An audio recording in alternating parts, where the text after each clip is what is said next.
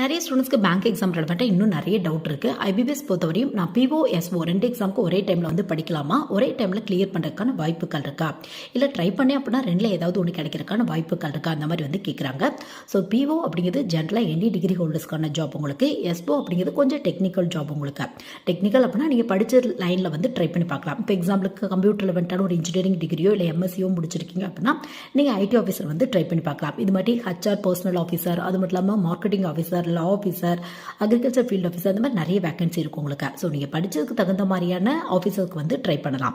So உங்களுக்கு technical posting அப்படிங்கிறனால எஸ்ஓக்கு உங்களுக்கு மெயின் எக்ஸாம் ஃபுல்லாக வந்து பார்த்தோம் அப்படின்னா டெக்னிக்கல் டாப்பிக்கில் தான் கொஸ்டின் வரும் உங்களுக்கு. பட் பிஓ அப்படின்னு எடுத்துட்டோம் அப்படின்னா ஜென்ரலாக reasoning, aptitude, English, general awareness, அது மட்டும் இல்லாமல் கம்ப்யூட்டர் ரெலவெண்ட்டான டாபிக், ஃபினான்சியல் அவேர்னஸ், இந்த மாதிரி டாபிக் தான் இம்பார்ட்டன்ட் வந்து கொடுத்துருப்பாங்க. ப்ளஸ் டிஸ்கிரிப்டிவ் டைப் கொஸ்டினும் வரும் உங்களுக்கு. பட் ரெண்டுலேயுமே வந்து பார்த்தோம் அப்படின்னா இன்டர்வியூ இருக்கும். உங்களுக்கு டெக்னிக்கலாக போகணும் அப்படிங்கிற ஆசை இருக்குது அப்படின்னா எஸ்ஓ சூஸ்